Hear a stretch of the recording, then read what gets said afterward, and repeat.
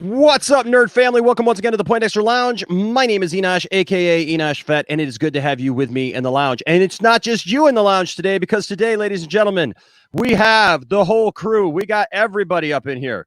We got the whole council on the new format. Thanks to people like Matt there at Lightcast and others that I have associated with. We look really cool now. I mean, it's amazing what a little technology can do.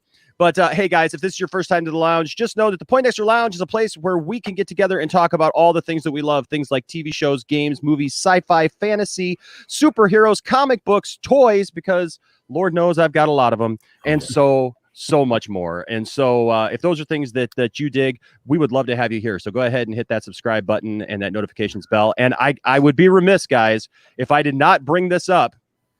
Pretty big deal for us. I mean, I know in the bigger scheme of things, for some people, it's probably, not the biggest thing in the world, but for us, it definitely is. And that is, last night we hit 9,000 subscribers. Yeah. Woo-hoo! Yeah, baby. It's so cool. I appreciate everybody. And so we were on the we have to get like a tattoo now or something like that. 9,001. Yeah, that's the official thing for the Poindexter Council. You have to get initiated by getting your official tattoo there. So, but yeah, so that was kind of cool. And that happened actually on the stream last night. So that we were able to kind of celebrate with everybody. But today we have assembled some of the greatest minds from across the internet, or at least the ones who would come here for free and do this. Except for maybe Matt. I think I might have to pay Matt. No. We got the guest star, right? We got the guest star. You got to always pay to get those guys in. But no, look, so we've assembled you guys. We know what the format is. We basically get together. We talk about topics of the day. And so we've got two topics today that we're going to talk about. And we're going to jump in, and I'm anxious to hear all of your takes on this stuff and how you guys feel about what's going on right now. Obviously, in the DC universe, there's a lot going on. There's a lot of information that's literally coming at us rapid fire. I mean, I was on the Lightcast podcast there with Matt a couple weeks ago, which thank you, Matt, for having me. It was just a lot of fun. And just the talk of the DC talk that's going on now. And I didn't mean to say DC talk, by the way, for those of you who are, that's funny though. That's funny. But no, yeah, right. There's so much going on right now that it's like, we're getting all this information. And what's cool is there's a lot of positive information that's been coming out, and a lot of positive movement about what the DC universe is going to look like here coming up. And what I think is important is there's something for everybody in the stuff that we're seeing. I mean, I'm listening to some people complain about it, but I think when it's all said and done and people see what happens, a lot of the DC community is going to come around it. Those who are even not fans of the Snyder verse and, have not traditionally been a fan of the idea of the Snyder cut coming, I think that, we'll get more of that. But today, that's my opinion. That's my opinion piece, right? I've even got an overlay for that, I think, with my opinion. But just trying to mess with this new software. So today, though, the topic at hand is this Ray Fisher thing. So a couple days ago, we're all just sitting around our houses doing nothing. Maybe you were doing something. I don't know. I wasn't doing nothing. I was just sitting around, and this tweet comes up, and I'm like, what in the world? Like, everything's been like super chill, super positive. Everybody's been like, looking forward to what's happening. And then all of a sudden, man, my Twitter blows up. And I think some of you guys, have you guys seen this? Mm-hmm. I'm trying to pull it up here. You guys have seen the tweet, but the original tweet came up from Ray Fisher. And we're going to go ahead and take a look at that tweet if I can get it up here. Sorry, I'm learning. I'm still on the learning curve, right? So I'm still trying to like pull everything up here. I got it. I got it. All right. So here we go. So we got. Make sure I share the audio so that you can hear it. All right. So here we go. So this was Ray's tweet. He just said, "I'd like to take a moment to forcefully retract every bit of this statement," and then we get this video right here. Yeah, I mean, Josh is a great guy, and Zach picked a good person to come in and clean up and finish up for him. And then this look. Jason Momoa's face. Momoa's face is just He's like, I don't classic. agree with you, dude. Oh my gosh, that look is just classic right there. That is just so Jason Momoa. And Didn't Ray look like he was trying not to throw up when he was saying that too? Like, oh the my way his head gosh. moved, he's like, "Yep, you picked a great guy." He looked over like too soon. I love it. Whoa, no, I don't even Ray believe this Maddox said stuff. that? Yeah, maybe. Man, Anybody else? if 2020 was a meme, it would be that right there. Great Oh yeah, year. it's been a great year. I could just I could just look at this for like an hour, man. You know, like, oh, what you guys do? Nope. It's more of a like, I'm sorry I had to say that right now. Yeah. I was like, did I say that? What did I just say there? So obviously that came out, and that started just the wave of speculation, right? Like, where did that come from? What does that mean? And I know a lot of people were saying, well, you know, it's disrespectful or it's unprofessional. And I had some thoughts on that, and we can get into that a little bit too. But then I said from the beginning, I said there's more to this story. This story is not just a one and done, tweet out something and you know, be done with it. And then I was right, because the next day we got this right here. We got this tweet, and he just says Joss Whedon's on-set treatment of the cast and crew of Justice League was gross, abusive, unprofessional, and completely unacceptable. He was enabled in many ways by Jeff Johns and John Berg. Accountability is greater than entertainment. And so, you know, so that's where we are now. And it's an interesting place to be, for sure, with this information. And that's a huge statement to make about somebody that, you know, that obviously Ray Fisher had an experience that was not a good one, was not a pleasant one. And so the question that I posed to the council today is, why now? Like, why is he bringing this up now? What are your thoughts on what this means? I've heard some people say, well, I think it's done. I don't think it's done yet. I think that I have a feeling that there's more. But I wanted to bring some great minds together to discuss this, to give their opinions about what this means for the Snyder Cut, what this means for, you know, the positivity that we've been experiencing. I mean, does this kind of put some shade on that? You know, and how should we feel as fans? Should we be supporting this? Should we be, you know, supporting Ray and saying, hey, great job for standing up for what you believe and what you think? Or should we be in the camp that says, maybe this was unprofessional. Maybe this wasn't the best way to handle this. And also, do you think that others will eventually come out and support him? So that is the question for today's council. And then also, when we're done with that, for anybody watching, we are going to get into the thoughts of these two secret movies that are apparently popped up at DC Fandom and what those can possibly mean. So that being said, Matt, you are new to the council. And so we're so very glad. I should probably go down the line. We got Matt from Lightcast Podcast. Welcome. Good to see you, man. Thank you for allowing me to be here. Obviously, yes. And obviously, we have Johnny Hello. Pop. Always a pleasure to work with Johnny Pop there. We got Isaac.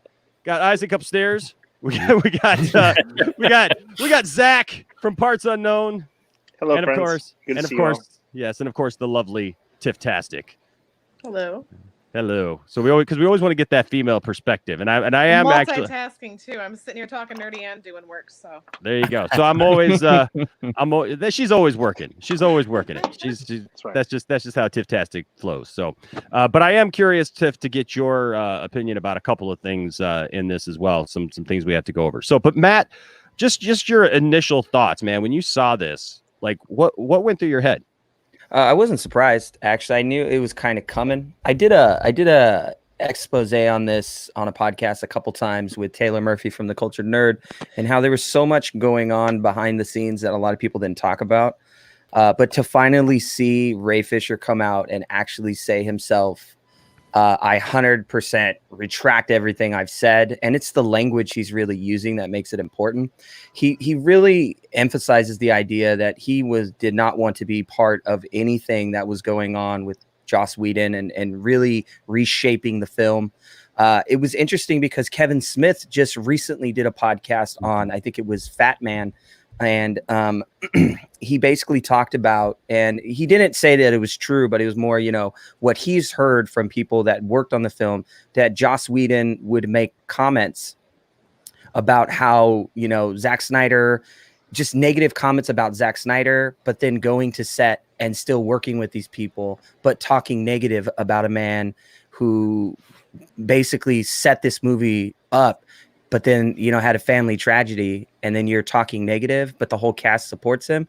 Like, that kind of unprofessionalism, I think, is kind of where, Ray's probably coming from, and really seeing this kind of unfold, and knowing that even Gal Gadot didn't even want to do some of the scenes, especially the Flash falling on Wonder Woman, very, sexualizing her and turning her more into an object instead of a strong, vibrant character, and just a woman in general, a female actor in Hollywood, especially with this whole Me Too movement. It's not really bringing a good amount of publicity his way. And like we said, the release of the Snyder Cut is not just going to be a movie. It's going to be Pandora's box opening, and now we're going to get the flood of all this coming. Mm-hmm.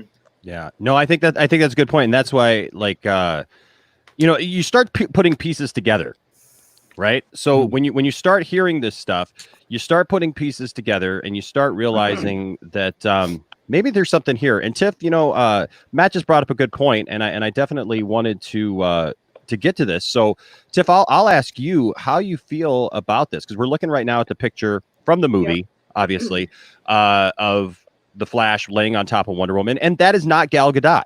No. That is her stunt double. That is the person who stepped in for her, and because Gal refused to do this scene, and as Matt said, and so it's an interesting it's just an interesting dynamic that this scene was even in there, because people talk about the jokes and all the things that have been said about all the jokes in the movie and everything, and I get all of that, and there's some jokes that are funny that I really appreciate, that I really like, that I laughed at, and then there's some jokes like this that I don't feel were earned.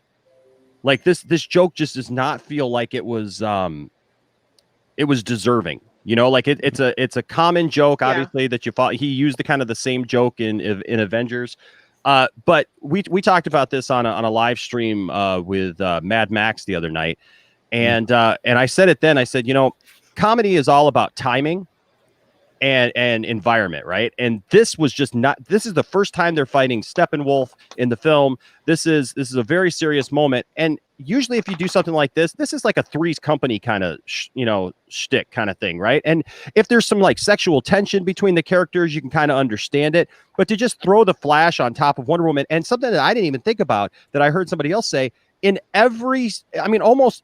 almost every member of the Justice League at some point either hits on Wonder Woman or says something sexual about Wonder Woman. Even down to Aquaman saying, well, she's absolutely hot or whatever, everybody's got something towards Wonder Woman. And I get it. It's Wonder Woman. She's hot. She's, she is what she is.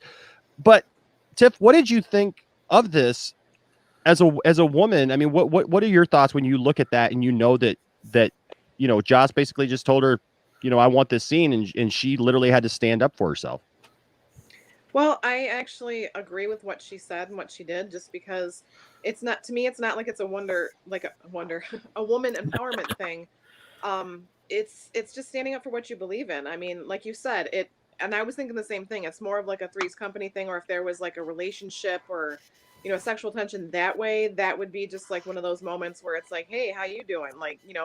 Something where, it would work in with the scene, but not in the seriousness of, fighting Steppenwolf. And the fact that both actors, I mean, you've got Gal Gadot, who said that she didn't want to do that scene and made a point to say that this is my stunt double because I will not do it. But then you also had the little guy who plays the Flash. Ezra Miller. Yeah, Ezra Miller. And he's a young guy. I mean, yeah, she's a pretty woman kind of thing, but he said it felt awkward. And Well, don't just know I if mean, it- I can't imagine. I mean, it's acting, right? Obviously, people Yeah, act. and People there's a lot of do things that. people do to act, but I mean, what was Joss doing that made this so awkward for both of them? And Yeah. why was there a need to put it in? I guess I don't know. There's just other things, and I just think it's very interesting that he just still wanted it in there. Yeah, and I don't want to spend all the time on that, but Yeah, it's like that's part of the puzzle, I and understand it. that's part of the thing about trying to understand this whole Mhm.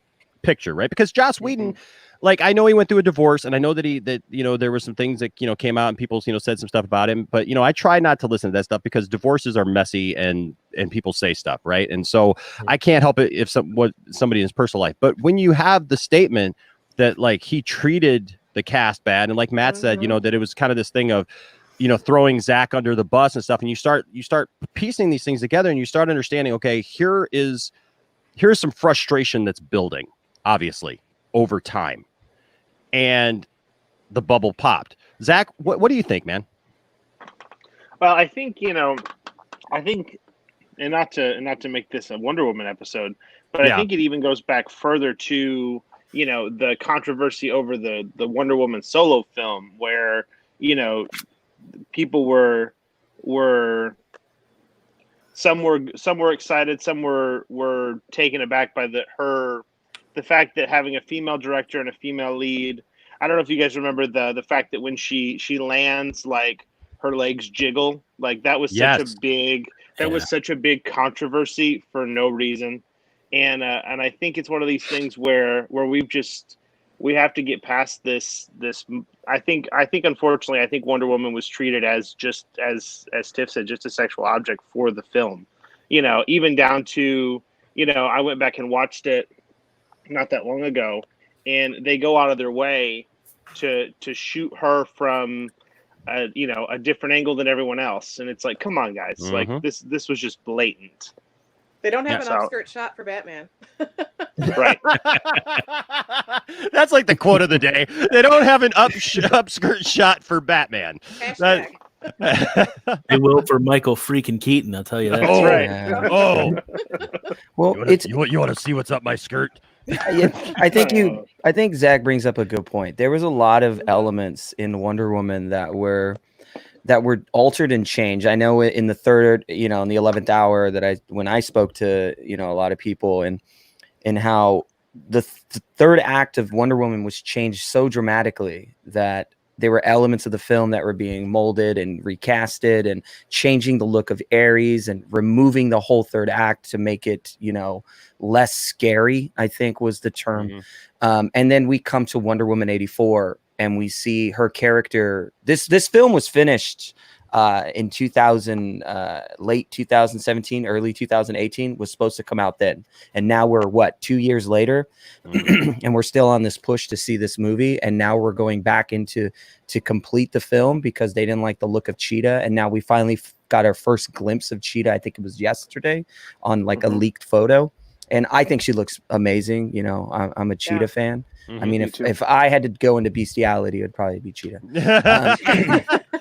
You get like a pass on that because it's half woman, I guess. Yeah, I think you can, right? It's like what Animorphs from the 90s. Animorphs. It's the changing of things and the molding of things. There was a lot of meddling since after Men of Steel and going into BVS and we did a podcast about this and how we started from Man of Steel, the history, and it led to this. All this built up to this moment, and Justice League was the pinnacle. It was the final cap, the explosion, and now Zack Snyder's Justice League is the box. And once we open it, we're gonna see so much stuff come out. Because I know, Jason Momoa is a very vocal guy. He just wants his brother's. When I say brother, Zack Snyder, that's his brother to him, and he wants his cut to be seen. Ben Affleck is a huge supporter of Zack.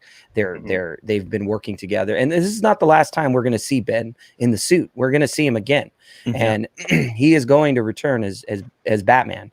And then We have Henry Cavill make an appearance May 20th. He's actually said it very vocally that he cannot wait to jump back into the suit. I mean, he did a Variety article just talking about very speculatively and very wishy-washy answers. Because that's the politics of this. And if Kevin Smith kind of talks about that briefly as well. And I thought it was great that he did that. Is those are the politics that go behind being an actor. You can't talk about a lot of things, and you got to be friendly because you're selling a movie. You can't just talk about all the negative, because if you did, no one wants to work with you anymore. And now that NDA is over, Ray Fisher is just like, hey, I'm in the clear. The Zack Snyder Justice League's coming. People are finally going to see what I did. And I could say pretty much whatever I want now if I choose to. And he did it in a very respectful way. His language was very professional. However, he was calling out the unprofessionalism of his coworker. And, I mean, any one of us would do that in the professional field. I mean, I know I would if I was working with somebody that was, doing things that were unkindly to the profession. Yeah. Let me ask you guys a question. And by the way, welcome, Jason. How's it going, everyone? Good to see you, man. Jason, huge Superman fan, good friend. So here's my question about that, because there's been a lot of talk about these NDAs, right? And with the NDAs, I get that. Time passes. Obviously, you can say things, and usually that's stuff about the films themselves, right? So everybody knows my feelings on Jodie's Corner, and Andy Signore. I may have dabbled a little bit in some discussion about Jodie's Corner and Andy Signore. There may have been a couple of times, and so also special shout out, welcome Superhero Reviews. This is your first time here in the lounge, and welcome. So that being said, though, about Andy Signore and Jodie, I watched their video, and Jodie said something, actually, because they were talking about this, and Jodie said something that actually kind of resonated with me, and I was thinking, I'm curious to hear you guys' thoughts on this.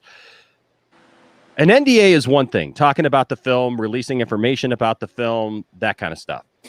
But when you really feel passionately about like something that was done wrong, like treatment that you were done wrong, or that something like he says in his tweet was gross, was abusive. I think back, Gal Gadot herself, like full on NDAs, I'm guessing fully in place and everything, like back at the time and this stuff was going on, she came out against Brett Ratner and said, if he's part of this of this film, is because he was producing and stuff like that, if he's part of this stuff going forward, I'm not going to be Wonder Woman. Like, she just laid it on the line and said, like, I'm not going to do it. Like, and that put not only her on the chopping block, but like the franchise itself, because if she's gone, right? I mean, there's your Wonder Woman. And so, like, what is that line between that NDA? I mean, are we just going to say that it's the NDA? That's why he's coming out now, because now he can speak his mind finally. Or is this just like his passion, like NDA or no? Is this the same thing like with that Gal Gadot thing, just putting it all out there and just saying, look, I don't care, regardless, I got nothing to lose at this point, because Zach is back in the game. I don't have to worry about Joss. I don't have to worry about John Berg. I don't have to worry about any of that junk. I'm just going to come out. And I guess that's my question is why, like, if he felt this way so passionately about the fact that they were mistreated, why come out and say at Comic-Con the thing that we just watched and say, well, he's a good guy? Jason, you got you look like you got something, buddy. Yeah, Ray Fisher, this was his Justice League was his, as far as I know about him, he was more of a Broadway guy. So this was his first foray into anything like this.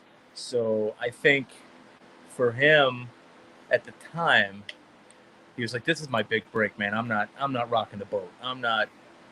Joss Whedon's the best. But as I think, and in the Gal Gadot situation, she was in a more powerful position than Ray Fisher was, because she's part of the Trinity. She has her own franchise. She was extremely well received as Wonder Woman in BVS.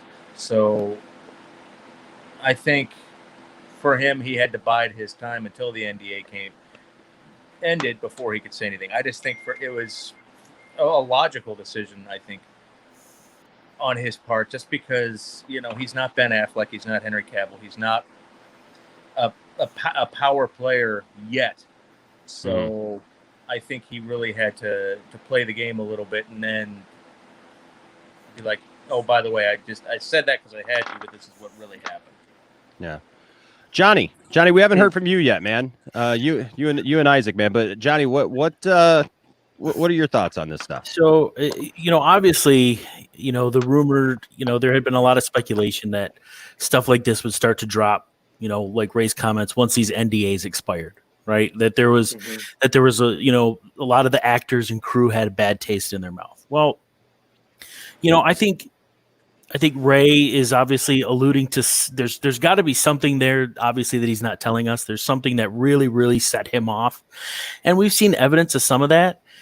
And then, you look at just what we know about what Joss would say on set about Zack Snyder. Kevin Smith talked about how he would, how he'd been told about how he was making comments about Zack Snyder and talking down about him.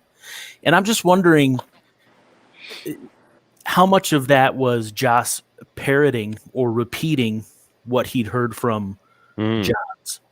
Because we know the other part of Ray's statement, is that he was that Whedon's behavior was enabled, right? Yes. Yes. Right. So I'm wondering how much of this bad behavior around the time of Justice League was part of Joss's own, failings as, someone who doesn't always treat women the right way, maybe, and has some questionable choices there. And how much of it was him, just picking up on and feeding off of the animosity that Johns had towards Snyder, and the fact that now that Snyder's gone, we can put our stamp on this. We can make it funnier. We can make it more appealing. We can do whatever we think we want to it.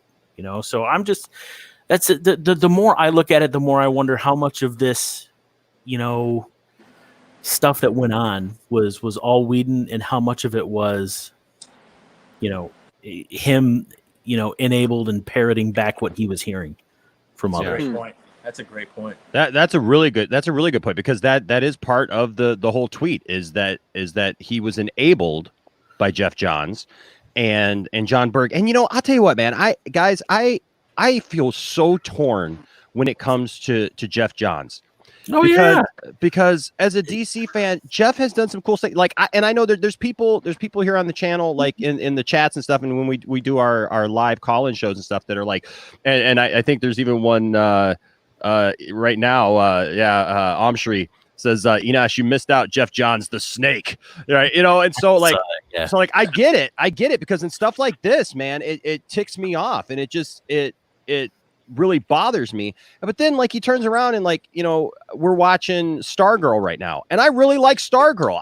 I'm really enjoying the show, and that's his influence, obviously. So it's really a torn thing. But you bring up a great point that Jeff Johns obviously wanted to undo everything Zack Snyder did. He wanted to tear that down. He wanted the opportunity to destroy where Zack Snyder was going, and obviously they took that opportunity. Yeah, and a lot of that's ego. And I mean, like you said, I'm a Johns. I like a lot of the stuff he's done. I mean, and he's a guy from the home state of Michigan here, so it's cool to see him, succeed and succeed at such a high level. But it's almost like, I don't know him personally, but just from an outside looking in, it's like, was this guy so upset that Zack Snyder's name was all over everything that he just wanted to make sure that, it was that he became known for more of this stuff, because, he made sure he got a title change and everything else there at DC. And it's like, I'm in charge of creative, and I'm going to make sure that this is going this way. And, I mean, he really put himself out there. I don't know. Yeah, and I don't know if you guys all watched that special with Kevin Smith and everything, and when they were kind of laying everything out, this is all the DC. Look, we've got 18 movies coming, and it's none of them are here, But that's the thing. Two It's of them are. They're just secret. Exactly. Yeah. Exactly. But that's the thing is Movie they're number one is Super Pets. I'm telling you. Super Pets. Oh. Super Pets. I want that Super Pets movie more than anything. Why? Well, I don't. I think I showed you guys. Like, I had to pick this guy up. little Beppo the monkey. But no. So I mean, it's just, yeah. Jeff Johns comes in and is basically like, like Zach. Nope. They used that opportunity with the tragedy that happened with his daughter to kick him out, to act like, oh, well, we're just going to let him go. No, if you really cared, you'd put the movie on hold. But obviously all those executives, they wanted their bonus at the end of the year. They didn't care about the film. They just, threw anything out there. And now it looks like it was rushed. Yeah. So it's like, it's rushed.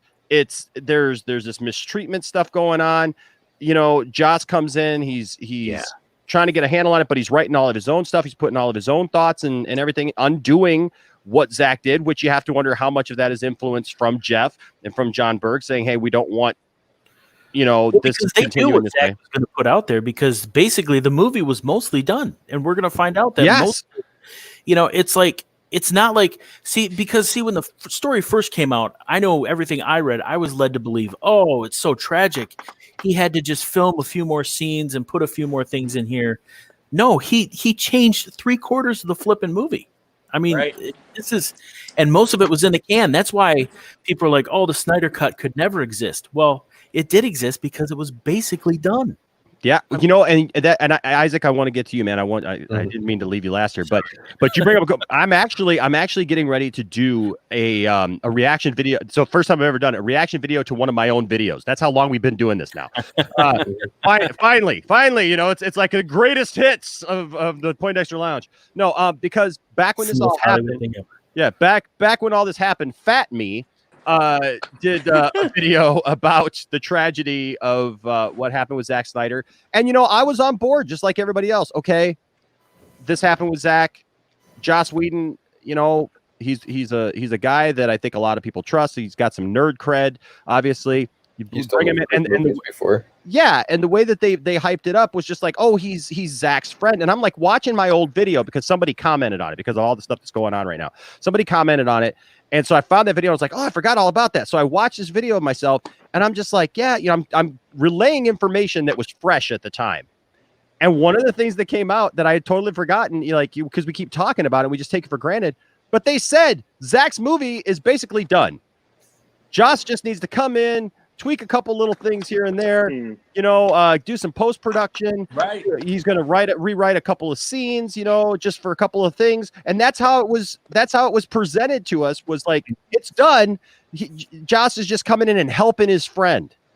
Right. And that was how it was presented. And I'm watching this video myself and I'm like, dang. And all these people are like, oh, there's no Snyder cut. It was never done. It doesn't exist. There's no movie. There's no way. It's like, that was the narrative from them back then, was that it's done. And we just gotta get it. And so it's frustrating to see that, but it's also liberating to see that like, this stuff is not new. It's just stuff that people don't pay attention to. Isaac, you have the floor, buddy.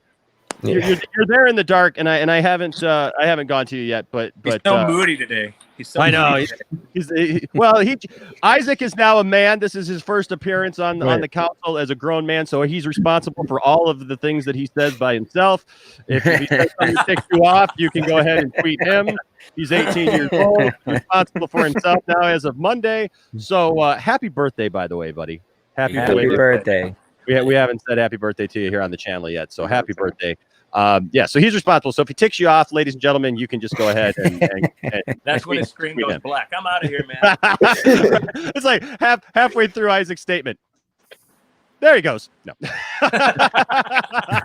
All right, Isaac. Yeah. Isaac, what do you think about all this, man? I think half of it is the NDAs, and then the other half is probably like now Joss Whedon's out of the picture, so now he can talk about the movie, and now we're just all focusing on Zack Snyder's original version of the movie. So it's kind of like, I think he'll be first with what he has to say, and then maybe we'll hear something from Gal Gadot, and if it is, I think it'll just be like just that scene, and if there's anything else we don't know behind the scenes. And then I definitely think we'll hear something from Jason Momoa before it comes out, because he's normally very vocal about everything. Like, he was excited for his movie. He was excited for Justice League when that was first coming out. And he was very vocal about the Snyder Cut. And then him to be very quiet in that video after Ray Fisher said that, like, if Ray Fisher meant that, like, Jason Momoa would have been, like, agreeing with him or, like, hyping him up or something like that. And then Ezra Miller was kind of, like, uncomfortable doing that scene at first. So I don't know if we'll get anything from him unless there's more. But one thing that I was talking to Mo about when we were driving around earlier is, like, well, what if Joss Whedon was, like, the first push to Ben Affleck to have him move away from the Batman role? Because before this movie came out, he said, like, yeah, he loves playing Batman. He's excited to play the character and see where this character goes. And then, like, a couple months later, he's like, yeah, I'm done. Like, after going from writing the Batman and directing it, starring in it, to then, okay, Matt Reeves is going to take over and help me with this, to now I'm stepping away from this. And then now to come back to help finish the movie is, I think maybe Joss Whedon probably did something to push him away from the role. Yeah. Well, the chat room agrees with you, and I want to get to some people's. That's the benefit of doing this live, is that we have people talking about it in the chat, and there's a lot of the same feelings. Internet Master One says that's his comment exactly. He says Jeff Johns is the main reason why Ben left the Batman role, but most people are not ready to talk about it because they'd rather blame Ben. Well, Isaac's ready to talk about it. Yeah, Isaac's primed and ready. Excited. Yeah. Because he went from loving BVS to being excited for Justice League to now writing his own Batman movie to now he doesn't want to play the character anymore. Yeah. And so, that's an interesting thing, because we all know that Ben Affleck loves Batman. Right. And he was excited, and he was excited about playing the role, and it is weird. I know that he went through all the personal things that he went through, and obviously that takes a toll on you. But you just don't stop loving something without somebody kind of taking that. You could almost see that something was taking the joy of doing it away from him behind the scenes. It's like, when Affleck is in Smith's new movie, Jay and Silent Bob Reboot, his little monologue there is he talks a lot about Batman and Bruce Wayne and all that kind of stuff. It's like, this is a guy who really, it made me kind of sad. I'm like, this is a guy who really loves this character. Cause it's like, it ticked me off. And now to see all the stuff out there that he's likely going to be coming back for more, and to see that he's excited about this again, like that's well, cool. and I know, Matt, you have led the charge, man. You just had some great interviews this last week, even regarding this whole subject of what's coming and of Ben Affleck and stuff. What are some of your thoughts on this with some of the I know the talks that you've had? I know there's been things that you're like, I can't tell you, and then there's like, but then like you're like doing interviews where you're just dropping science on people. So I could probably talk about a few of it. One of the biggest things is we have to look at the platform for which is going to go on. So HBO Max removed Batman Superman and just today added Batman v Superman, the Ultimate Edition. So I wrote a review about it on the Cultured Nerd, and Taylor was happy enough to even ask me, like, hey, would you like to write a review for the Cultured Nerd? And I said, oh, I think it would be great. And we talked back and forth about it. And then I wrote a review for the Cultured Nerd about Batman Superman. And that was yesterday, that article dropped. And it wasn't really an article. It was just a review of the film. And then HBO Max puts out the Batman v Superman, the Ultimate Edition, out today. And we're going to start seeing more of that change. We're going to start seeing a more directed approach when it comes to DC on HBO Max, and these films are being transferred over. The licenses for these are being rotated in a way. But when we talk about Ben Affleck and we talk about Henry Cavill and we talk about all these other major players in the game, we always go back to the same person. If it wasn't for Zack Snyder, we wouldn't have these actors. Yes. And if you go to his Vero page, and a lot of people misconstrued the Vero page for that's not where he puts information. He does. Yeah. He said on his Vero page that my Superman is Henry Cavill. My Batman is Ben Affleck. So if you put those two together, if he doesn't have his Batman and his Superman, why would he want to do any more films? Right. He would not replace these actors because those are his friends. He's not going to do that.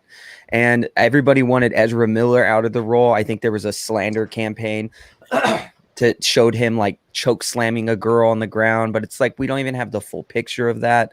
I mean, this is just half of what was going on. And from what I kind of uncovered, that this was basically like they were joking around. They were having a fun time and they were egging him on. They were getting him pissed off.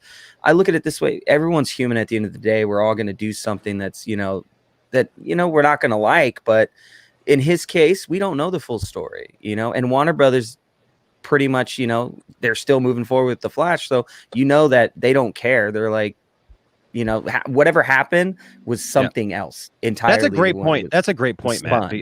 Yeah, that's a great point, Matt, because like everybody's been making a big deal about it. I know when we do live streams, there's been people, who've talked about it, and I've watched other videos and stuff of other people, and they're like, "Oh, he choke slammed this girl and everything." And I watched the video. We've all watched that video. I mean, we've all seen it. And look, I am totally against violence towards women. I would not tolerate that. As a joke here on the channel, you can find I just interviewed a guy named Matt Bosler who does these funny takes on a song that says like, somebody better call the law. We've been took it outside. We're about to brawl. The old boy didn't put his hands on a woman where I come from. Next thing coming is a butt whooping. So like I wouldn't tolerate that. But that video is so weird. Yeah. Like it doesn't make any sense. And even though the people came out and said, yeah, this was a real altercation or whatever, he doesn't choke slam the girl. It's like he, even in the part that you see, it's like, here, I'm going to gently put you down on the ground. And I don't know all the things that happened after that, but obviously we haven't heard anything. The people haven't seemed to pursue it. They haven't seemed to go after it. It seems like there was an altercation. There was something there, but that it was handled between all those people. And so I understand that people would be upset if Ezra Miller was just out beating up women, but that's not what it looks like. And so that's an excellent take on that, Matt. It gets us into this weird idea now that bloggers and scoopers and all these people that come out that have these inside scoops, it now is starting to show you that they don't. And now they're just shooting their speculation as truth and saying that I have a scooper that gave me this information. So how can I be wrong? That's such a great avenue to fall on as an scapegoat. But now it's like, there's no scapegoat now. Like my show doesn't allow scapegoats. I mean, I went out and I've asked a lot of people that say they have sources to come on my show and talk about it. Because I'll be very frank with a lot of people. I worked in the field for 13 years. I know people. I've worked there. I mean, I can tell you what I've seen and what I've done, but I'm not going to tell you to the people that I've talked to because they're my friends, and I'm not claiming to be a scooper. I'm not using them to get information. I like hanging out with them, and I like calling them up and talking and playing games with each other and just being what we are. Like, I don't go out of my way and be like, "Hey, dude, tell me what's going on," and then next Superman movie, what's going to happen? It's like it doesn't work that way. And these people that are saying, well, I have information, and they come on the show, everybody's refused the show. Everybody that I have asked ignores my comment, or they'll ignore my DM, or they block me. And I'm a person, like I can care less about what someone thinks of me because I don't care. It doesn't affect me in any way. It's not going to change my perspective on life. I'm not going to wake up in the morning and be depressed because you don't like me or you don't like what I said. I mean, I'm okay with that. I mean, don't worry. I'm going to go do something else. But Taylor Murphy was the only one to actually take the actual reins and be like, I'll come on the show. I'll talk about my source. I have no problem doing so. Oh, and by the way, I'll show you evidence. Yeah. However, you can't show this evidence because it's going to get me in trouble. But he shows me off the show what he has. He shows me the messages. He shows me the text messages. He shows me the DMs. He shows me pictures. So I see all this and I'm like, well, this is gonna be a great relationship because you're the only person that is actually showing me stuff that I already know exists, and I could tell if it's real or not. I could sit there and look at it. There's some stuff where I'll be like, that's a little questionable, but he doesn't. He has a lot of information, and he doesn't put it all out there. He waits until it's like circumvented to a community of people. So I've been working on building a community of good scoopers that are in different avenues. That's not just English speaking base. There's a Spanish speaking base. There's a Chinese and a Korean speaking base. They're different ones because movies are made all over the world. Films are not just shot in the United States. They didn't shoot Justice League. Wait. Door. There's a world outside of the United States. Yes. What? You have to fight through the COVID to Oh get my God. there. Shut it down. I'm the only one who can talk anymore. I can't believe all this stuff. You guys all need to go. Disbanding the council. I can't believe this is heresy. And I find it quite interesting that when I try to do that and people look at me, a lot of people don't know who I am, and I'm okay with that. Again, I'm just, I'm a teacher now. I've worked in the field for 13 years. I do other things. I worked in mental health. And it's like, that's what I want to do with my life. I don't want to be on a film set and stress anymore and have to pull my hair out and deal with producers. I went through a producer that just basically he destroyed my creativity out the gate. And I don't want to go through that again. And I understand what Ray Fisher's going through. Like, I get it. I might not be in his situation, but I empathize with him. And I see the things he's dealing with and the things that a lot of these actors dealt with. And I could see how Ben Affleck can just say, fuck it. You know what? I don't care. I got other shit to worry about. I don't have to worry about fucking this guy, Jeff Johns, wanting to fucking remove my film and change the way that it was written to fit his little narrative and how he wants Batman to be seen. Like, I don't care. Like, I got other shit to worry about. And Henry Cavill, I'm going to go work on The Witcher. And, Ezra Miller, go do independent projects again. And Gal Gadot just finish Wonder Woman and possibly see what happens. But now that's gone. All that's gone. Yeah. The negativity is gone. And now the bright light is coming back. And Zack Snyder wouldn't have gone this far to get to do additional photography and then sign new contracts with people, because now they're all on NDAs now. They can't talk about anything. You could see it. Well, you can see that in Cavill's interview. Like, he's like, you think about the platform, and it's a day by day thing now, and now it's completely a new thing. Like, we can't talk about it. Everything's day by day. I mean, like we said, that Zack Snyder can shadow drop a teaser at any time. He did. And he didn't even drop it. It was Jason Momoa. He gave it to Jason Momoa to drop and said, hey, there you go. Go drop the teaser. He's probably going to do it again. We might see the next teaser be dropped by maybe Ray Fisher or maybe Gal Gadot or maybe Henry Cavill or Ben Affleck. Who knows? Can I just say how much I love Jason Momoa? He's a great guy. Like seriously, like Jason Momoa has risen up in stature here in the last just few years, but that guy, I trust him. Like, you know what I mean? Like, I don't know what it is. Like, he's this big macho dude, but like, he's also he seems like this soft teddy bear, and he has this, I don't know. I'm going off about Jason Momoa now. Here's my man crush on Jason Momoa. As soon as his wife leaves the show.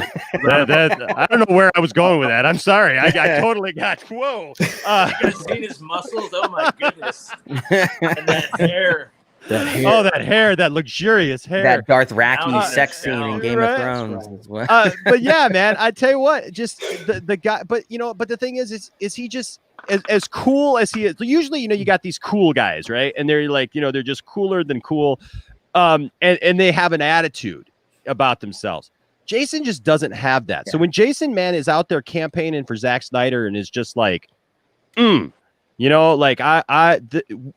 the Snyder cut. Release the, expletive Snyder cut, just get it out there. And that excites me because it shows me that, like we said, there's definitely something there. And then, we look at this picture right here, obviously, with just that look. and he's just like, you could tell that he's just like, you know what? I don't need this. You know what I mean? Like, I don't have to to put on any show, any game about what I feel. I'm not gonna nod my head. I'm not gonna say anything. I'm just gonna sit here being like totally cool and just you go ahead with what you got to go with, Ray. But it is what it is. But I'm excited. It excites me a bit that Ray feels empowered to do this, because I think go ahead, Isaac. Plus, even the guy that did the voice of Steppenwolf said, "This isn't the movie that I worked on." Yeah. And then even Ray Porter, he wasn't as vocal about it, but he was even like, "Hey, release a Snyder cut," because Darkseid never got to be seen or heard, and he probably did a bunch of voice lines for him even. Well, and Matt had Ray Porter, who played Darkseid, on Lightcast, and that was a great interview. And so there's just this I'm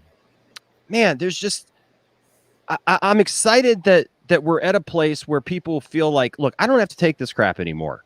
That Zack has led this charge, and the people really, that's really what it's about. Is the people, the fans have taken this bull by the horns and said, this is what we want.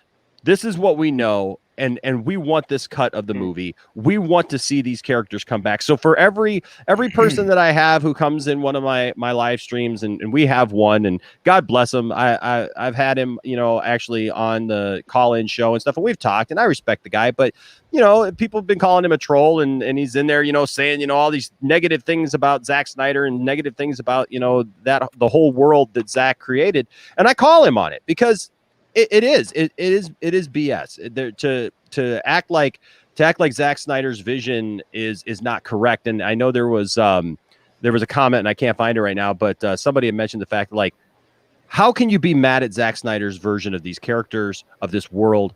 Jeff Johns. They were saying, how can Jeff Johns be upset about all this stuff? Because it's the most comic accurate thing that we've gotten. Zack gets comic books. He gets and he even takes shots from the comics and puts them in the movies.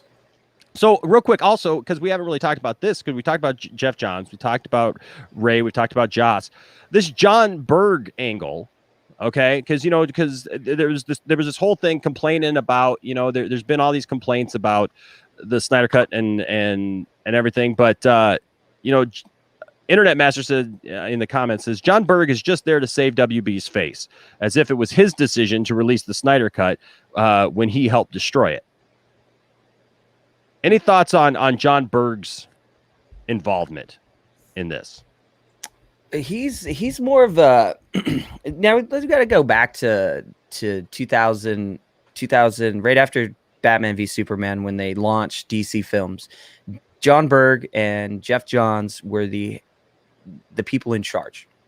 They were the ones steamrolling the DC world forward, and every decision after that, after they meddled in with Batman v Superman because of critical response, they used that as a segue to say, hey, let's change some things. And now what's such a great, like a big thumbs up is now we have HBO Max promoting Batman v Superman, the Ultimate Edition, the cut we should have seen.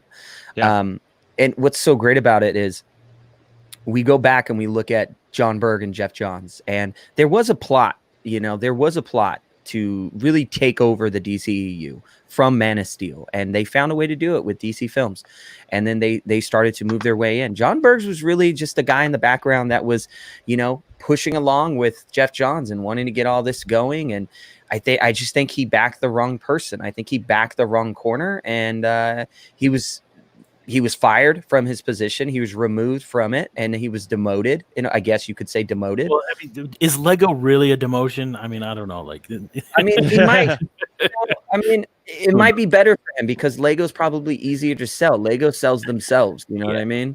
Like anything Lego, you can go watch. And I watched the Lego movie just recently, just because I was bored, and and I play with Legos still. I'm like a guy gonna hit my 40s. I'm still playing with Legos. Like, they sell themselves.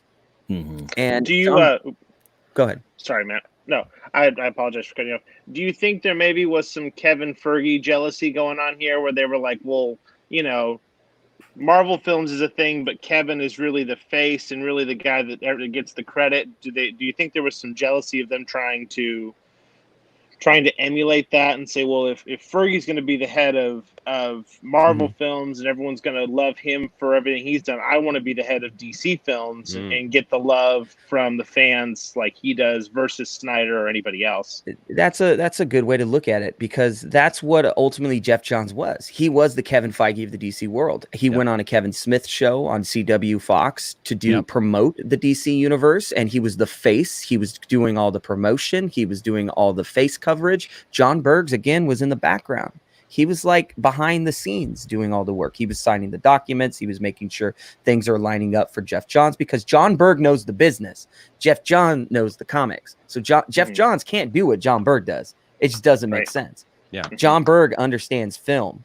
Jeff Johns understands comics. The problem with that is you're putting Jeff Johns, who's a very good friends with Kevin Feige. They both worked on Richard Donner's, I believe it was Richard Donner's Superman. So, Jeff Johns was in the film world from the beginning, kind of working on those. It's hard for me to understand how Jeff Johns didn't see that even Richard Donner's film was being manipulated and twisted and ripped apart. And then we finally got 2006 Richard Donner's Superman 2 to finally come out, the cut we should have gotten. It's funny how history repeats itself when given the opportunity to advance in Hollywood. People will step over each other or use ways to manipulate theirselves to move forward. And I think that maybe Jeff Johns, maybe you have a point there, that maybe he wanted to be the full Kevin Feige, and this was his shining achievement to say, hey, this is my Justice League. This is going to set me atop the pillar of the DC world, and I'm going to get it. And it didn't work out for him. It backfired, and now everybody is going to see this all unravel. I mean, Joss Whedon is already being called out, and John Berg and Jeff Johns are already being called out as well by the same tweets from Fisher, because they allowed Joss Whedon to do that. It says it right there in the tweet. If you bring up the tweet, you can actually see it in the tweet. Let me bring that back up here real quick. He had tweeted two things. He tweeted that one. He tweeted something else. But in that tweet you had up earlier, it says right here, he was enabled. That right there, just the language alone, the enabling, you're allowing someone to do this types of action, not just on a professional level, but you're enabling them to do whatever they wish, to other people and other cast members, because you could see Joss did not care about the production. I mean, look how much work he actually put into actually doing it, and look at the end result. It was terrible.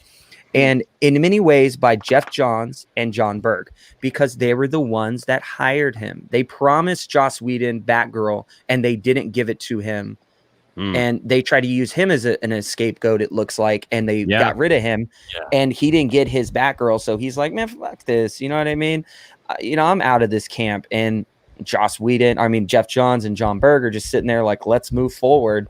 And now Kevin Tushihara is seeing, like, Kevin Tushihara wasn't always against the film. He was just trying to get the movie out there. That's his job. And he did it to get, the bonuses at the end of the year. That's why it came out in November, and it didn't wait for Zack Snyder to come back, because they put so much money and investment in it. They're like, we need to get money. We need to get a return now, or we're going to lose it. It's like a use it or lose it. And so that's what he did. And then unfortunately his scandal, whatever, came out, and he was removed. And, Emmerich was actually behind the Snyder. But again, you got so many people that are in different avenues trying to say, I'm with this camp, I'm with this camp. And if you follow the wrong people, you're going to follow down the wrong track. And the people that were in the wrong side of history were all removed. And AT&T came in and flooded the scene and said, you know what, let's clean house, because whatever you guys did in 2017, 2016, that shit was not working.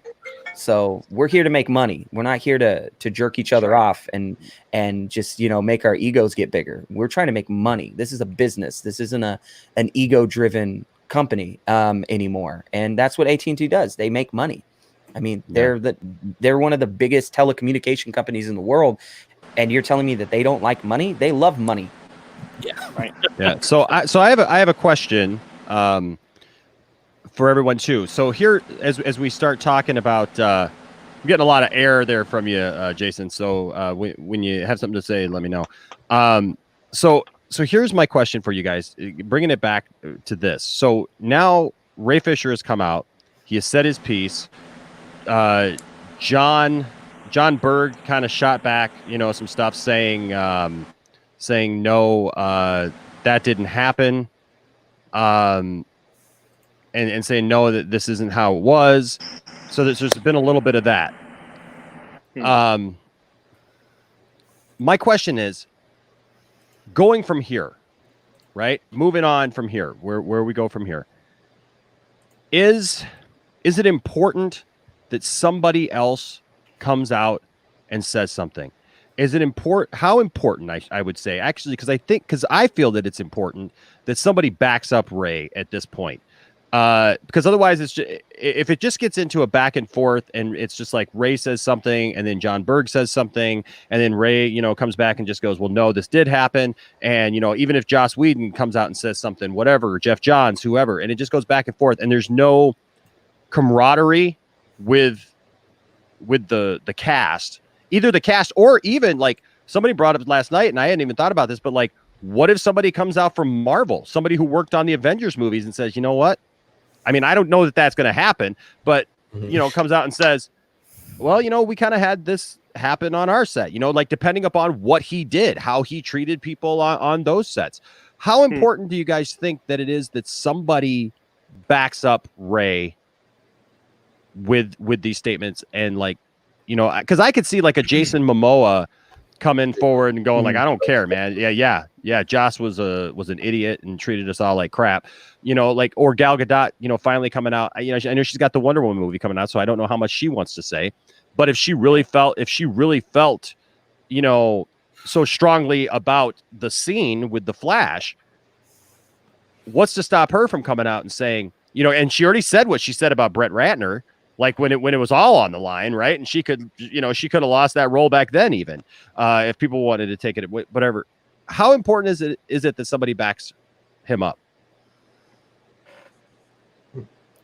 I kind of think it's like very important, like that at least somebody does, whether it's just like confirming like that the stuff happens, not just like Ray Fisher crying wolf. Because if he's just like the only person that says something before Snyder Cut comes out, then it kind of turns back on him. It's kind of like, well, he just changed my character, so this is why I'm saying this stuff. So if somebody backs him up, it kind of gives it verifies it, like this stuff actually did happen, and happened to not just Ray Fisher, it happened to like Gal Gadot, Jason Momoa, just anybody. Well, I think stuff will definitely come out about it. Yeah. I mean, you've seen, there was an article somewhere that I saw, people were, Zack Snyder had liked Fisher's statement.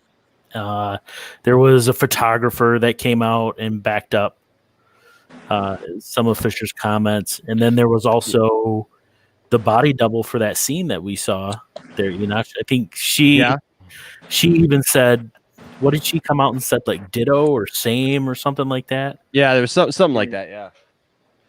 But and I know that, and like Zod Writer commented, said, Karen Bryson, who plays Cyborg's mom, has come out in support of Ray, and so has Wonder Woman's stunt double. So it started already, and I get that part of it, and those are great.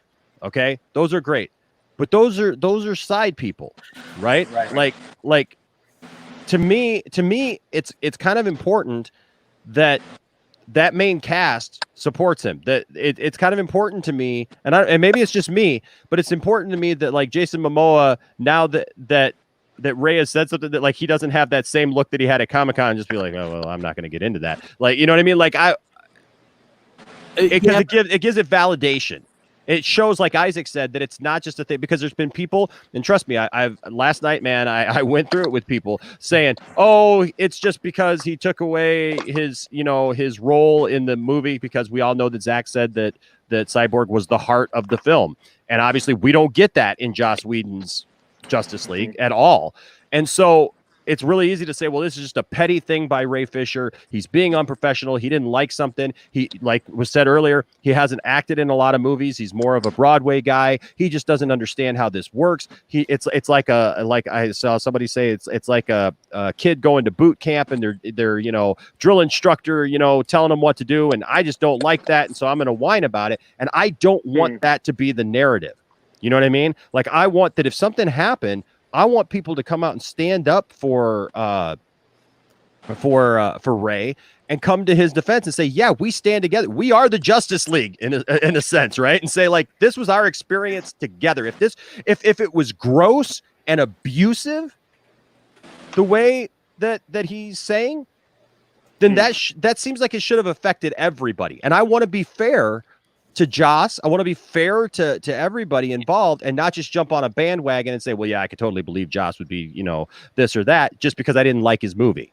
You know what I mean? Like, I still want to have the evidence. And so that's where I'm having.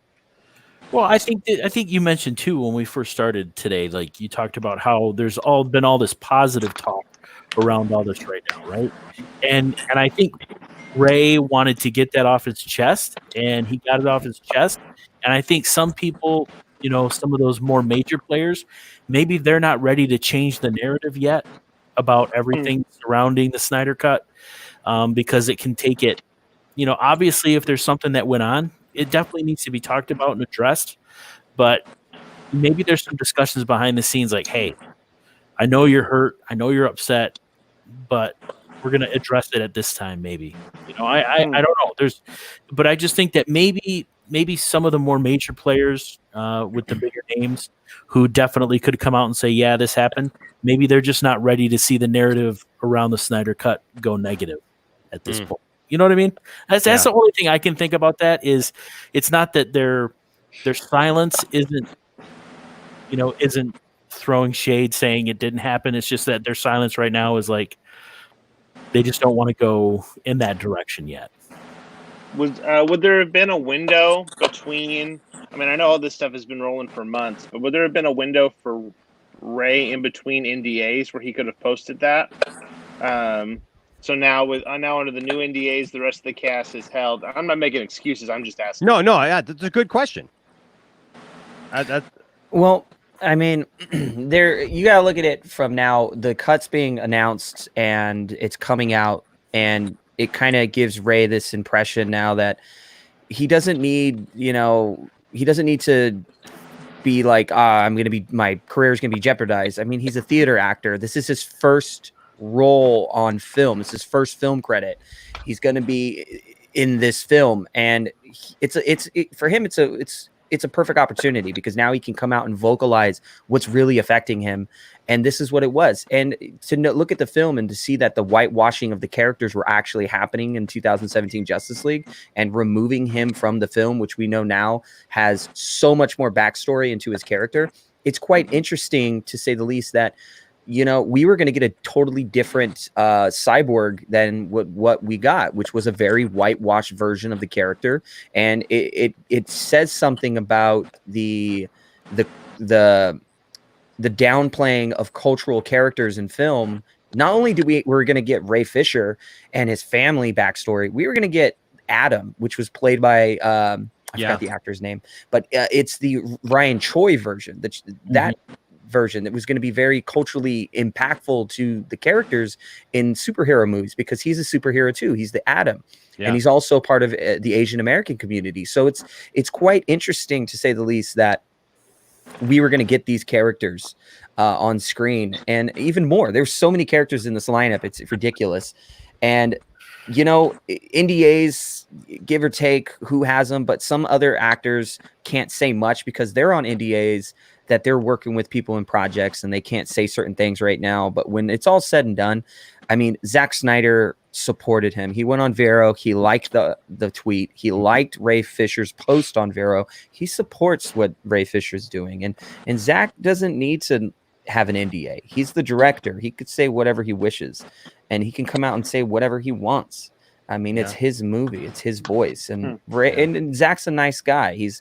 he's vocal about what he thinks, he stands for, but at the same time, he just wants the movie out. He just wants to focus on it. He wants it to be out there, and he's working on Army of the Dead, or not Army of the Dead. Yeah, Army of the Dead. Yeah, Army of the Dead. So it's very interesting, controversy around all this, but it's a controversy that's been brewing since 2017, and now people are finally seeing it. I mean, looking at some of the comments, a lot of people were saying, we know this already. But there's a lot that people don't know that it's going to come out, because we can't judge someone else's truth for what they went through that we don't know. It's true. We can only appreciate the fact that they're bringing it out. And that's the empathetic point of it all, is that we have to empathize with these people. Even for Joss Whedon, I mean, I empathize with his situation, even though that he was probably doing a lot of these things. I'm empathizing with his situation in the fact that he was put in a position to do a film he probably didn't even want to do, to get a film that maybe he wanted, but he had to do this film to get it. We don't know his story because he hasn't publicly went out there and done it. But there's people backing him saying, like, he hasn't done this before. I've never seen this. But again, he's working on with different people. I mean, and if you're going around saying things, you're like, I don't know for sure what he said, but if the things were being said and people are coming out and vocalizing it, and he was being enabled by Jeff Johns and John Berg, which seems to be very accurate, it comes back to that same thing, man. It's like, we don't know. We weren't there. We weren't in the room. We weren't there on set. We're not Ray Fisher. We're not Joss Whedon. But that story is eventually going to come out because the box is open now. So yeah, and that's an excellent take on that, Matt, for sure. Real quick. Matt's comments cannot be unrung. Oh my gosh, can't be unrung. So last thing about this, and then I want to spend just a couple of minutes because I know we've gone on for a while, but it's a great conversation. Thank you to everyone in the chat. You guys have been great, just reading some of your comments and stuff. But Internet Master said this, and then I think it's Abhijet also brought it up. Abhijet said, yeah, what about that what about Ray Fisher don't want to say booyah stuff? And then Internet Master said, yeah, Berg's response is the most childish thing I've ever heard. Ray is exposing abusive behavior in the industry, and their response is that he didn't want to say booyah. Like, dude, what? So I really don't think that it has anything to do with this booyah thing. And I think anybody trying to act like, oh, well, he just didn't want to say booyah is like totally missing the point, totally downplaying the whole thing from not wanting to say booyah. Look, I get it. Booyah is part of the character, but it's also part of the character that is part of a different version of the character, because there's Cyborg, and then there's but there's Cyborg, there's Doom Patrol Cyborg, right? There's Justice League Cyborg, there's Teen Titans Cyborg, right? Mm-hmm. And you gotta have those things in context, right? And so you can't just, so I get it. Even if Ray had an issue with saying booyah, it's because Zack Snyder's vision is a whole lot more mature, Mm-hmm. And I don't know, maybe there's some Cyborg fans out there that are like, booyah or we revolt. I don't know. But booyah. Like booyah or nothing, down with Zack Snyder, release the booyah cut. I don't know. But I think that anybody who does that, including John Berg, if you try to reduce it down to that, you're missing the point. You don't understand what the point of all this is. Like Internet Master said, Ray is out here. He's trying, I think from his heart, he really feels that there were some things that happened that were wrong, that were handled wrong. And I look forward to more. Do we all agree that we think that it's probable that there's going to be more to this story? Oh yeah. Yeah, I mean, I can't wait to hear from Diane. Was it Diane Nelson? She was the DC president of entertainment at the time, and she basically was very vocal that she is not a friend of Jeff Johns. Like, she does not like the guy. And, I'm curious to see what she really thinks, because she's out of the picture now, and she was 100% behind Zach's, vision, as much as many people said she wasn't. But again, she's playing the political game. It's very political. You're messing with millions of dollars here. Yeah. Right. And if you're in that situation and let's say me and Enosh are having an issue, right? And we're not agreeing on a project. We're not going to publicly go out and say Enosh is an idiot. He doesn't understand how to make a super slug film. You know, like, you don't understand. You know, you don't say that. You're like, yeah, me and Enosh are working really hard on this project. We're coming with a lot of difficulties, and you know, it's been a tough road, but we're eventually going to get it out. That's a very political answer. I'm not giving you an answer. Yeah. So exactly. I recorded, and then we'll move on from this, but I recorded an album once, and I did recorded an album. Well, I'm a musician. I don't know if you know. I thought you did like I don't know, like what are those? Never mind. Just go ahead. Anyway, like a flute thing. You know what I mean? Zamfir and Enosh together finally. Pan flute. Pan flute. Peruvian pan flute music is my hobby, along with Jason Momoa. That's right. Nothing I love more than watching videos of Jason Momoa and listening to pan flute music. Oh, that'd be interesting. There's a little cut for you right there, right? They somehow coincide. Somehow, and you see it too, don't you? I can hear the music now. But no, one of the first albums that I ever did was a solo album that I did, and I put these little because I love stuff like this on albums and stuff where like people do these little skits and stuff. And so I did this little skit called Who Did What? And so I had recorded the entire album myself. You know, like I had played every instrument. I was the one who recorded it and everything.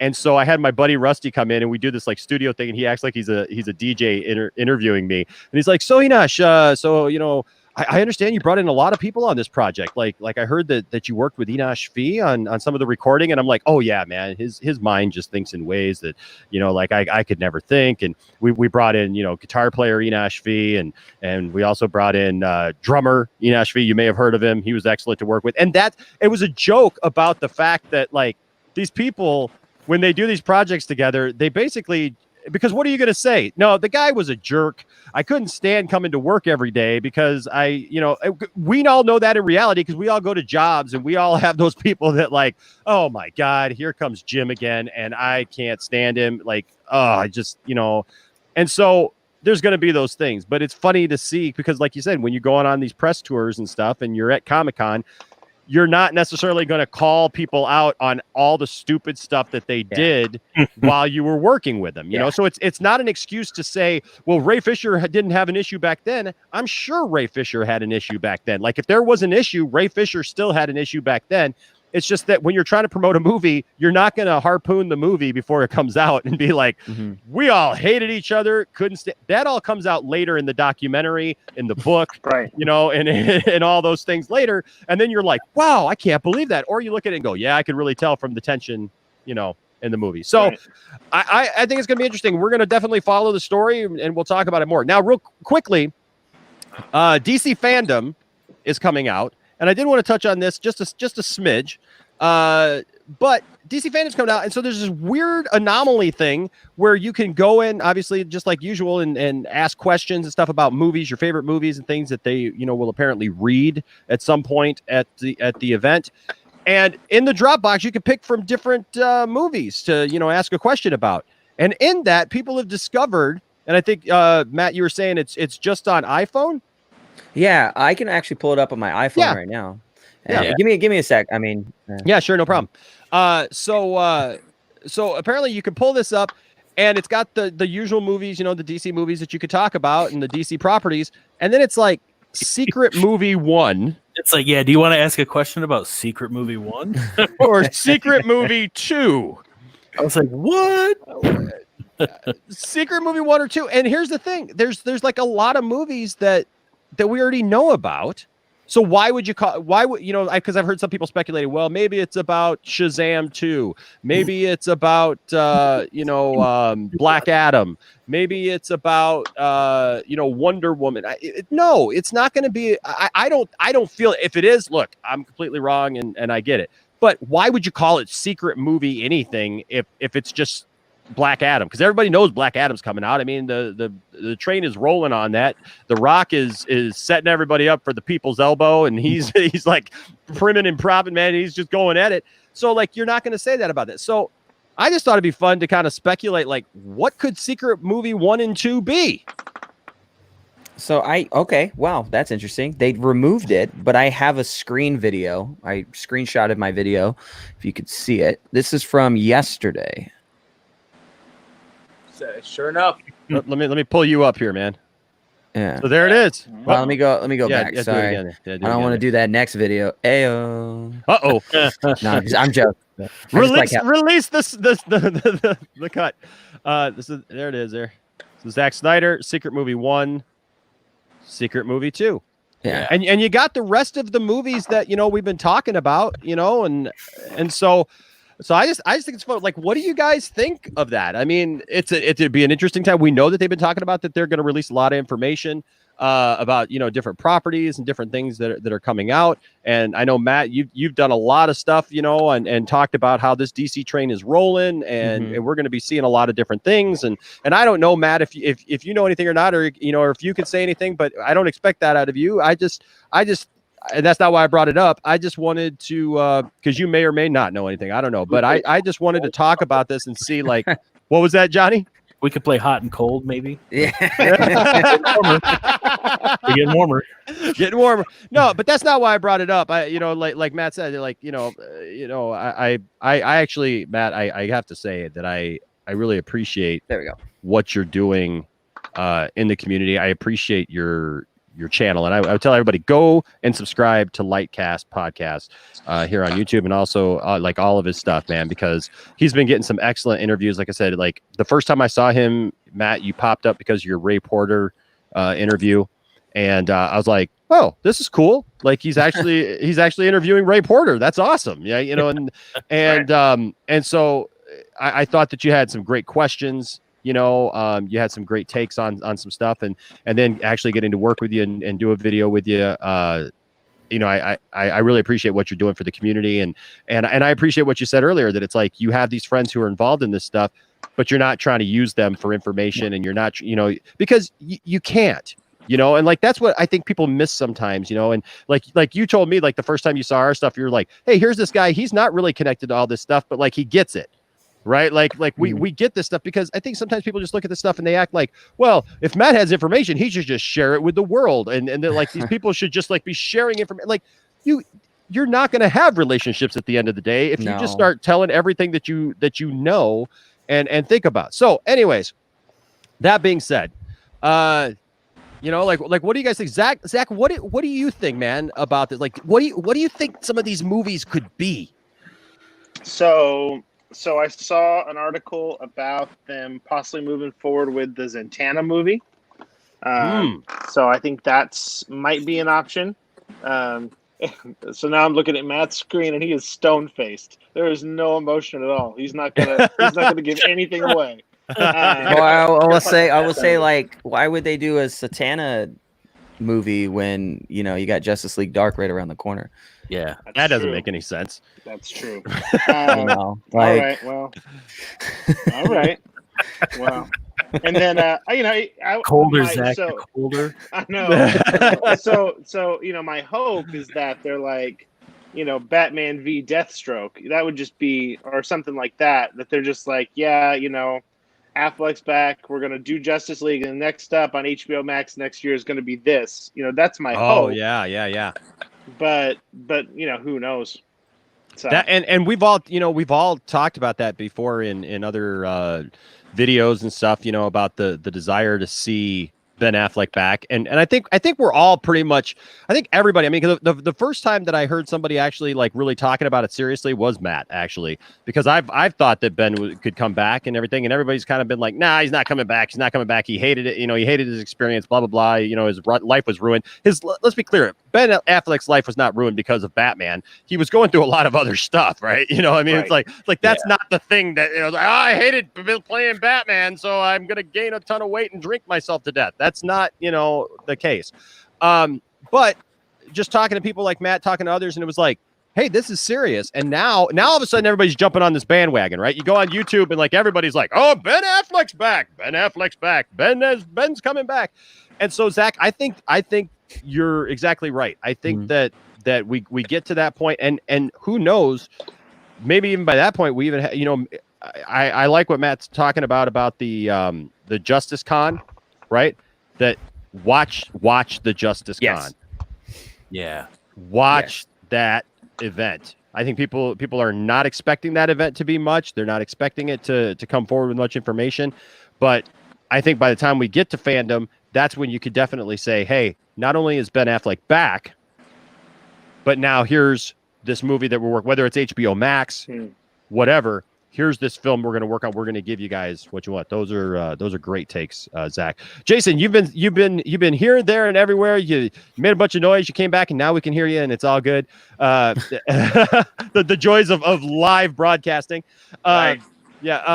You're obviously huge into these ideas and stuff. What do you think it could be? Well, from a personal standpoint, obviously I want to see a Man of Steel 2 or whatever they want to call it.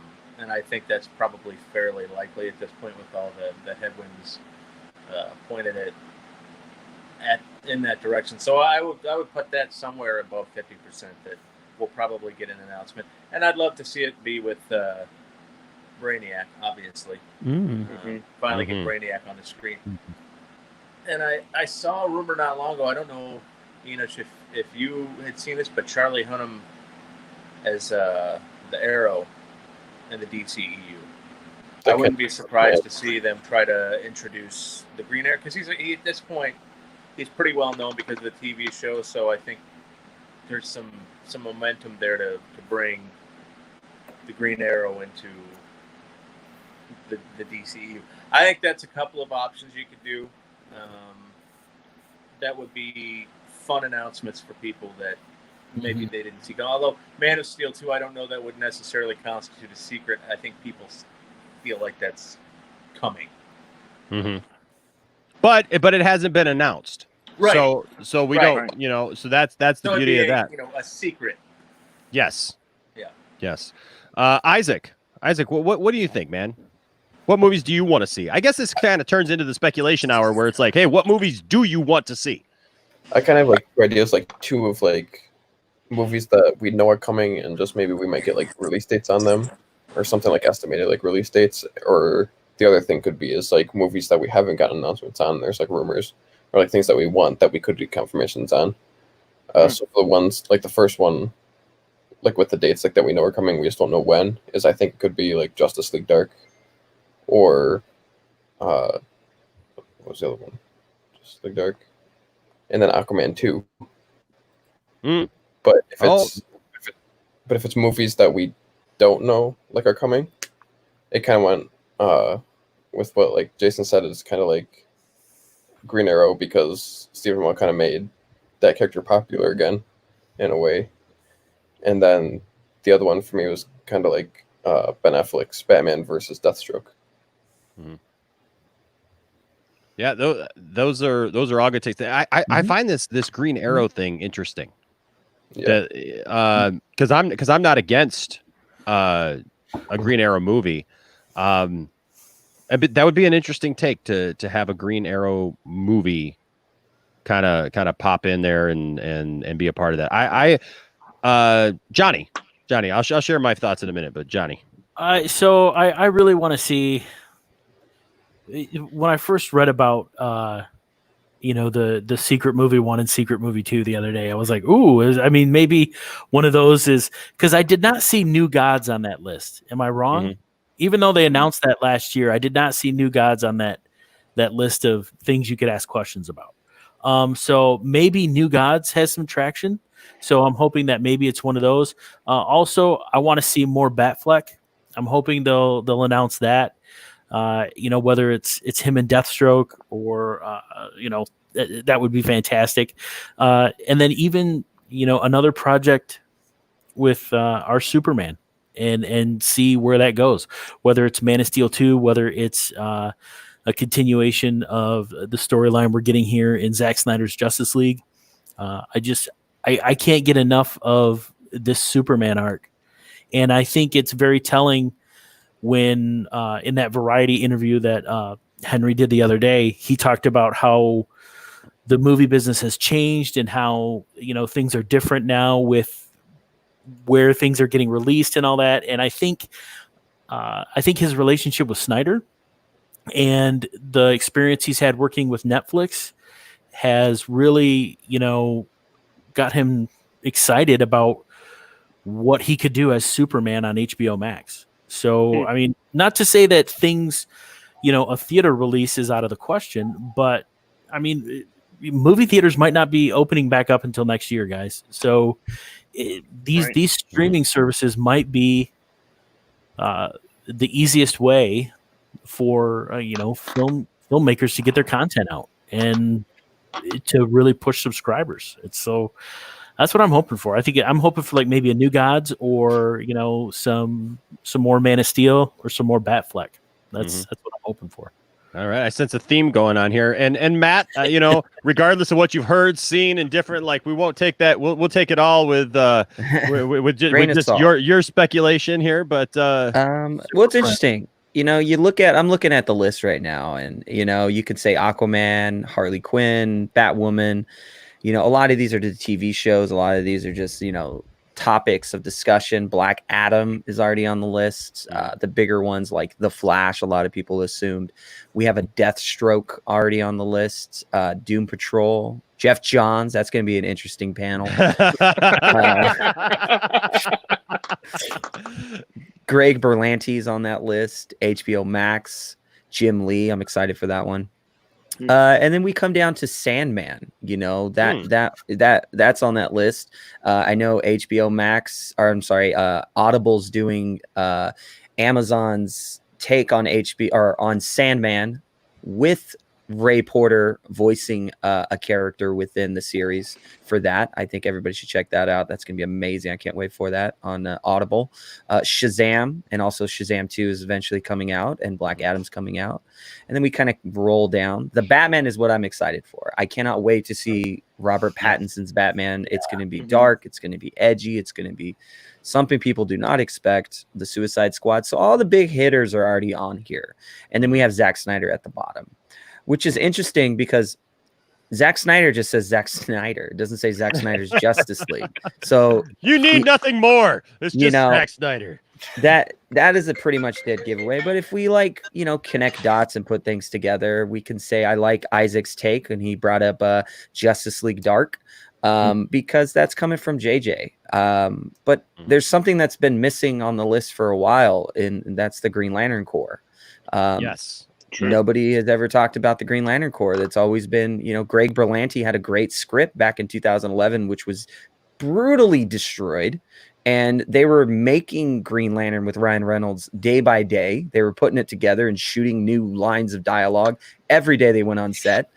And even Ryan Reynolds doesn't want it. He's like, I'm over this. I don't want to work with this. And again, that's a Jeff Johns production in a way. I cried when that movie came out. I was so disappointed. Like, I'm not even joking. I was too. I was like, I had to break up with everyone when that movie came out. And I went into a hole.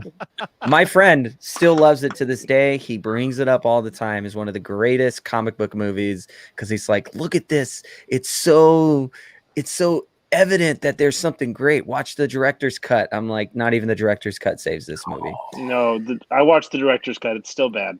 Yeah. It's Howard the Duck bad. I'm just, But there's I know, so right? much.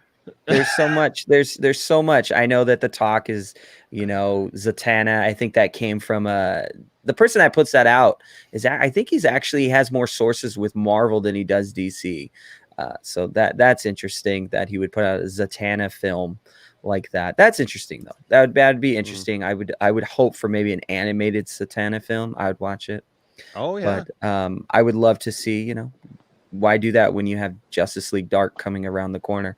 So, right. You have so many elements. I mean, we're talking about Tim Burton too, possibly returning to do the Batman Beyond. And then you have Michael Keaton returning for the Flash. Ooh. So there's so much new stuff coming that it and a lot of people are misinterpreting this. Michael Keaton, and I'll say this very clearly, is not replacing Ben Affleck's Batman for Zack Snyder's universe. Wait, what? That flies in the face of everything that we've heard. That doesn't make any sense whatsoever. I cannot believe right now what I am hearing. Yeah. I'm going to go full screen because I have to put my foot down, and I'm also trying to like get creative with the way that I use these videos. But no, I will have to say once and for all that Matt is absolutely right. And, it doesn't make sense. Like anybody could put that together. My fiance put that together. She's like, "Wait, didn't we just watch 1989 Batman? Wouldn't he be old?" And like he's already tired. Like I said, and she even brought it up. She goes, "Wasn't there a movie where there's an old Batman that trains a young Batman?" I was like, "You're thinking of the animated cartoon Batman Beyond." She goes, "That's the one. They should do that." And I said, "Maybe they will, sweetheart. Maybe they will." And she goes, I'd watch that. I'd watch that. I won't watch the other one though, but I'll watch that." And I was like, "All right." You're thinking of the early 2000s Bruce Timm classic Batman Beyond. I'm just gonna slide it that way. yeah, that's the one. Well, Jay Money's cool, man. I love Jay Money. He says, what about the Lantern? He said, what about the Lantern Corps or just a Green Lantern movie? Will we possibly be getting news on that? I think those are all, real important things. And yeah, man, this whole, that whole replacing Ben Affleck thing, people just like, it's like they listen to little, snips of stuff, and they don't dive into it and like even think things out. They're just like, cool. Michael Keaton. And that's it. Shiny. And shiny, and it's like, that makes no sense. But what makes sense is you set him up, to do something later. And what's interesting is that when people hear the information, they get the information right, and then they circumvent that information to connect the dots over here. The problem what they're doing is they're putting other pieces in the middle that don't make sense with what's going on. Yep. And they're trying to connect it to this to go here. And sometimes they have the information and they want to change it. And that's the gatekeeping problem I have. The gatekeeping is trying to say, hey, let's connect it to these things, and then we can get here. And when the problem is just get the information out. Michael Keaton got talks. He actually had talks to, return as a future Batman, but he is now having talks to do a Batman Beyond conversation, but he will not do it without Tim Burton. He wants Tim Burton. Yeah, that's an it's interesting. simple as that. Wow. That's a cream. And Michael Keaton will not do it without Tim Burton. And if you look at Michael Keaton's track record, he does a lot of films with Tim Burton. Yep. And let's just hope that doesn't go into development hell like, Beetlejuice goes Hawaiian. Let's hope let's hope that there's actually some traction on that if that happens, but that's interesting. So I will since it's lovely Tiff-tastic's back. And by the way, Tiff-tastic, I have to commend you for a couple of things. One that you're part of this council, that you have great takes on stuff as a female nerd, and then also that you're working hard. And actually, I gotta take that real quick. Sorry. Yeah. So okay. So couldn't have set that up better, could I? So here's my take, and hopefully she comes back because I'm interested to hear what she has to say about the film that she wants to see. But for me, obviously, I want the Ben Affleck thing. I want those movies or that movie. I definitely want a Man of Steel 2. I'd be really excited, if they actually say that Henry Cavill is going to do that. I'm just happy to get Henry Cavill back. I'm Henry to get happy back. I'm happy to get Ben Affleck back. And I want to hear these announcements. I want to hear where they're going to go with these films and these properties moving forward. I guess what doesn't float my boat so much, I know that there's this big push about the Green Arrow thing.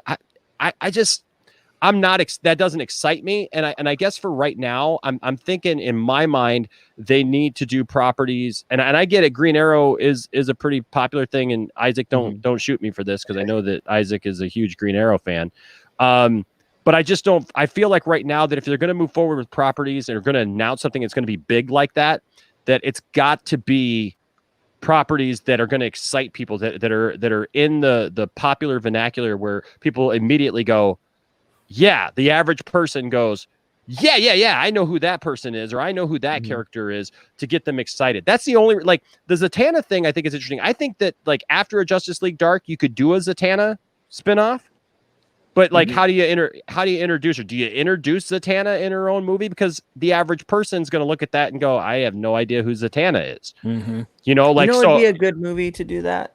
Maybe she was already in the world, or maybe Green Arrow was already in the world of DC. I mean, maybe maybe he was in a nightmare sequence, or maybe, you know, we saw some of these characters that were already in a movie, or Zack Snyder's Justice League is an open shot to say, hey, I have a 4-hour cut of a film that has Darkseid in the first teaser. How can I stop a universe when I bring in the biggest bad dude in the world that wants to kill everyone and rip them all apart? That's probably going to take 3 films down the road to really get this going, but maybe we can have other movies down the way that can branch out into other films. I don't know. See me over here giving baseball signals over here. That was well rehearsed. Very nice, very nice. And you know what? That basically sums it up for me. I you know, like, I think that that's an awesome thing, and that would be how I would do it. I know if I was directing these multi-billion-dollar franchises. Maybe that's probably why we haven't heard anything about New Gods in a while, because we just saw a New God on the screen just a few weeks ago. That could be. All right, Tiff. So as our resident female, let's get you in here before you get another phone call. All right. What do you want to see, babe? What do I want to see about what I've been in and out? Yeah, well, I'm thinking you're watching the whole time. Like, I don't have telepathy. I take back everything that I said about you. Like, you know, so, you know, we're talking about because there's these secret films that are supposed to come up at DC Fandom. These secret movies that were in the thing where you could go through and actually submit questions for the movies. And so in that role, there was Secret Movie 1 and Secret Movie 2. So we're talking about, like, what could those movies be? Here, Matt's going to show it up here again. You can see it. Nice. It was in the drop down. It said Secret Movie 1 and Secret Movie 2. Very cool. Yeah, and so we're just talking about, like, what would you want to see those secret? We there's a bunch of movies that we know about, right? But now is the time for you to flex your female nerddom and why you are the lovely Tiff-tastic and the Madam Poindexter that you are, as Ambassador would say, Madam Poindexter and second in command around here. What do you have to say? Well, there was something that I, you know, when I've had to, like, take phone calls and I had to, like, turn the volume down, but it was just enough that I could hear it. I am actually, obviously, with being a superhero nerd, I actually have, where is it? My own Zatanna. Ooh, she's flexing her toy muscle. Yeah. Oh, look at that. Yeah. So I would actually love to have a movie. If you can have, you know, a female-led movie about Zatanna, I think that'd be cool, because, you know, we also got to see a little bit of her storyline in even something as far back as Smallville, because she was introduced, and I actually like the character that played her. We got to see a little bit of the storyline about, you know, she never got to really spend time with her father, so she was trying to resurrect him. And so I think they could, I mean, whether they introduce her in other movies first, kind of like, you know, just show up as, you know, cameos in some shape or form. And then I think that it would be cool to kind of just, you know, she can go on to her own. I mean, if you can have, you know, all these different kinds of, you know, female-led movies, both DC and through Marvel, I think she'd be a great one to start with, you know, besides, you know, Wonder Woman and stuff like that, but like a lesser known. I think it would kind of go across, like, what's his name? The Doctor Strange. I know that that's not a DC property, but it's one of those things where I went into that movie not knowing very much about him. He wasn't one of my top guys that I knew a lot about. But by the end of the movie, I liked it. I learned more about it, and I wanted to learn more about it in, you know, the movies that were to come. So I think that Zatanna would be one that would be great that we could do that with. And you said that there was 2 movies? Yeah, there's 2. Yep. I just think, like, the lesser known characters, I think, would be awesome. I mean, that's why I'm excited for Wonder Woman 84, because you get to see, like, and I'm not saying lesser known, but, like, Cheetah we're gonna get more information about her. We're gonna kind of see, what her storyline is for the first time on the big screen versus just the comics. I mean, I think it would be fun just to kind of pick some of those lesser knowns, just to kind of, broaden the horizons, the universe.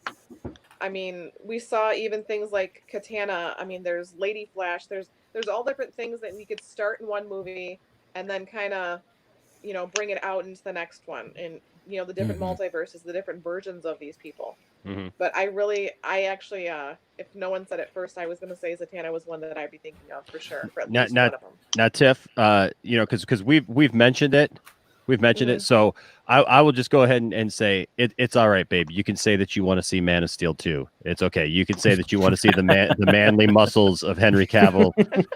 He doesn't need a muscle suit for that. That's all. There you go. My crush apparently is Jason Momoa. My wife is.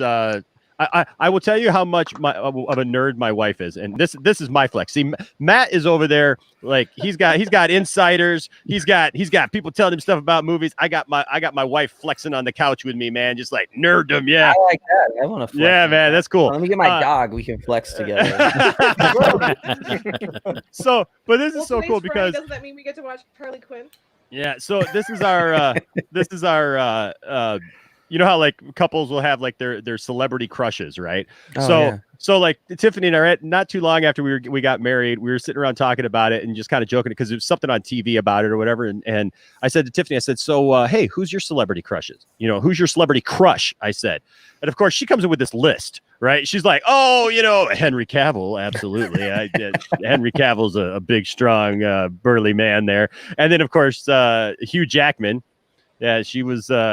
She was digging the Wolverine there, so she was wanting a Wolverine Superman 1-2 combo there, and she asked me, she goes, "Well, who's yours?" And I simply retorted, "Betty White." Betty White. Right. Betty White is Betty White. I'm telling you right now, and so Tiffany literally just last week, for Father's Day, she bought me a Betty White action figure. Trust me, that is going to have a special place now. That's awesome. in my toy room. So hey guys, you know what? I think that this is just there's lots of great stuff here. That I am looking forward to. J Money actually liked your take, Tiff. Said Tiff, I was totally thinking Doctor Strange vibes for the Zatanna's movie as well. Yeah. There's lots of stuff. We to just get that story going, and for the people that don't know, you can fall in love with it. It could be, and it could be something as simple as Justice League 2 and 3, right? Because if we're getting Zack Snyder's Justice League and things are going along, they could say, hey, you know what? We're just telling you, we're going to finish this story because Internet Master said Ben is supposed to sacrifice himself in Justice League 3. I think it's great. Whatever they want to do with Ben besides Justice League can be set before that. So I just. There's a lot of stuff out there that's definitely a possibility, and it's fun to speculate. It's definitely fun to speculate, and it's fun to talk about these things, and that's why we have the council. And so I know we've got a little while, but you guys have been great in the chat room. You guys have all been great here. Shout out to our good friend Jason, who had to go. He's on baby duty. I know Zach probably is getting calls in the background because you should have named. I love that. I love that joke that like all guys want to name their son Gotham so that their wife can say, Gotham needs you. In the middle of the night. In the middle of the night, Gotham needs me. But or the wife can say that, right? So, but the thing is that these are all great things, and I think at the end of the day, what we need to be able to focus on is the fact that great things are happening with DC. There's a lot of people upset about that. There's a lot of people who are frustrated with that. And here's my take on it. Deal with it. Deal with it. Deal with it. I'll tell you what. I have been, like, you guys know, I've been super empowered by this when we started doing these council things, these council meetings and stuff. I love doing these. And like we've been super excited about it. And I'll tell you what, going on Matt's channel and on your show, Matt, it even strengthened my point of view even more to just say, to these doubters, these haters, these people who just they don't want to quit. They just don't want things to succeed. They don't, it's like, why don't you just want things to succeed? If you don't like something, that's fine. Deal with it. But the thing to take away from all of this is we all literally win. When we're talking about a Flashpoint movie that's a multiverse movie that brings in all these other characters and all these different possibilities, it means that, hey, if you like Michael Keaton's Batman, great, that's good for you. If you're really excited about Robert Pattinson's Batman, that's awesome, that's fine. And what his take is, if you like Adam West's Batman, good for you. I do. But I love Ben Affleck's Batman. And good for me too, because I'm going to get to see more of that as well. Be happy for me, and I'll be happy for you. Yeah. Don't attack everything that I love and that I want to see like I'm stupid, or that like Zack Snyder has ruined DC, because that's all rhetoric and that's stupidity. That's just ignorance right there. It's not, I wouldn't even say it's stupidity. It's just ignorance, because you're coming from a place of, you just don't know. And I like, Matt, listening to you talk about that. It's like when you're talking about stuff and you're just like, you just don't know. You're complaining because you literally just don't know. That's a great position to be in, when you're just like, I know, you don't. You can say whatever you want to say, right, Matt? I mean, how do you? I guess I'll give you the last word on that. Like, how do you feel, since you're our guest today, and I hope that you come back. I'll definitely come back. It was a pleasure to talk to everybody. I liked hearing all you guys' thoughts, Johnny, Zach, Isaac, for sure, from your Star Wars dungeon. And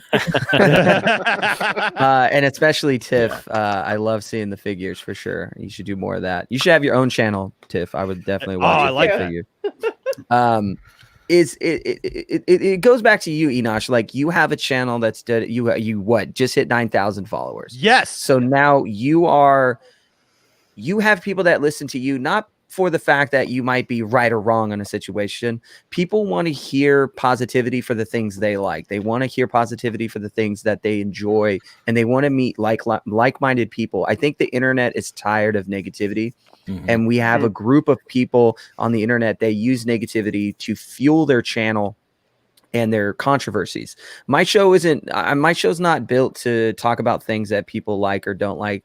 I actually do that. I do a segment on my show that's called Let's Talk, where I open up the channel to everybody. The ads are off. I'm not doing any Manscaped ball commercials. None of that is on. It's all off. And you get to hang out with me. You get to listen to music. You get to talk to me. We can speculate, and I get to hear what you think. And I want to listen to the people that are in the channel and that are in the feed that never get their voice heard. And I don't like to do it behind a keyboard. I stress that enough. Yes. Yeah. Cool Being keyboard, though. What? Cool keyboard, though. Oh yeah, thanks. It does different colors when you hit the button. Oh, very nice. Ooh, nice.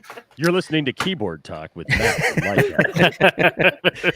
And what's great about that is when you can break away from this parasocial relationship where we're disconnected from our viewers and our audience, and we're only listening to the things we want to see because we're in control. See, we're clicking on the, like, for instance, click on a comment.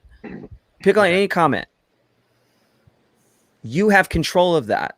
You have control of clicking on stuff. You have control of what you want to see on your screen. This is your channel. That's a parasocial relationship. Once you change that relationship to an open forum relationship like you're doing, you're bringing more people on. You're bringing an open forum. You're bringing on a panel of people. And you do that, you're taking it to the next level. And once you do that, you're now stripping away this gatekeeping mentality, and you're opening it up. My show is to strip away the gatekeeping.